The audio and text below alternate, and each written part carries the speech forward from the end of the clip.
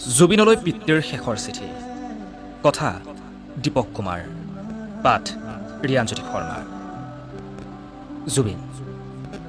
মই ভবা নাছিলোঁ কেতিয়াও ভবা নাছিলোঁ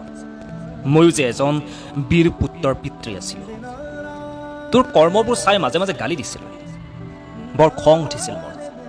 কিহৰ বাবে এনেকৈ মানুহবোৰ তোৰ ওচৰলৈ আহি থাকে তই মন্ত্ৰী নে কোনোবা ডাঙৰ ৰাজনীতিবিদ কিহৰ বাবে ইমান সহায়টো আচৰিত হৈছিলোঁ মই তোৰ কৰ্মবোৰ চাই এতিয়া ভালকৈ উপলব্ধি কৰিছোঁ তোৰ গীতৰ প্ৰতিটো শব্দই আজি মোকে নহয় গোটেই অসমীয়াক কন্দুৱাই আছে জুবিন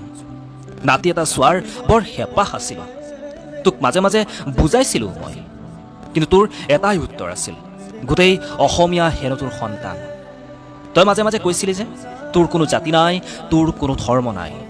তেতিয়া মোৰ বৰ খং উঠিছিল কোনোৱে এই কথাক লৈ ঠাট্টাও কৰিছিল মই তেতিয়া নিৰূপায় আছিলোঁ কিন্তু আজিহে বুজিলোঁ তই মানুহ নহয় জুবিন ৰূপত ভগৱানৰ অংশ হৈ দেখা দিলি তোৰ মৃত শৰীৰ চাবলৈ আজি প্ৰচণ্ড ৰ'দৰ তলত লাখ লাখ জনতা বিশ্ব ৰেকৰ্ড হ'ল তোৰ সহতে চোৱা মানুহৰ সংখ্যাৰ আজি মোৰ উপলব্ধি হৈছে তই কোৱা সেই কথাটি গোটেই অসমীয়া হেনো তোৰেই সন্তান জুবিন আজি মই জীয়াই আছোঁ যদিও অন্ধ ধৃতৰাষ্ট্ৰৰ দৰে জীয়াই আছোঁ আনে কোৱাবোৰ শুনি গৈছোঁ নিউজত যি পঢ়িছে তাকেই বিশ্বাস কৰিছোঁ তোৰ বোলে পানীত ডুবি মৃত্যু হ'ল তোকনো কিহে পাইছিলোঁ ৰাতি পুৱাই পুৱাই সাগৰলৈ যাবলৈ সিদ্ধাৰ্থ আৰু শেখৰেও তোক বাধা নিদিলেনে ঘৰত থাকিলেচোন দিন দুপৰলৈ শুয়েই থাকা নিশাচৰ প্ৰাণীৰ দৰে গোটেই ৰাতি কাম কৰা আৰু গোটেই দিনটো শুই থাকা ছিংগাপুৰত বাৰু মনটো কি হ'ল মই গালি পাৰিলে কেৱল এটাই উত্তৰ আছিল দেউতা হ'ব মই মেনেজ কৰি ল'ম আজি ক'ত মেনেজ হ'লো নে কোনোবাই তোক মেনেজ কৰিলে বাছা জুবিন তই যে প্ৰগ্ৰেমৰ পৰা আহিয়েই ৰাতি 2 বজাত হ'লেও মোৰ লগত কথা পাতা দেউতা দৰৱ খালিনে বুলি এতিয়াও আহিবিনে শুনাই মোৰ ওচৰলৈ মই সাৰে থাকিম কিন্তু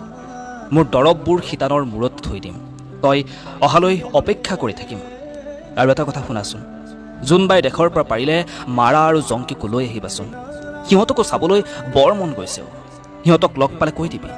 মই ইয়াত পিতামহ ভীষ্মৰ দৰে সৰসজ্জাত মাথো সূৰ্য উত্তৰায়ণৰ অপেক্ষা কৰি আছোঁ সেইদিনা ময়ো তহঁতৰ ওচৰলৈ যাম আৰু এটা কথা শুনাচোন সৰগত কিজানি তোক পাই সকলোৱে বহুত আনন্দ ন তোক আদৰণি জনোৱা সভাখন পাতিলেনে জ্যোতি বিষ্ণুই যদি তোক চিনি নাপায় তেতিয়া ভূপেন মামাক অনুৰোধ কৰিবা দেই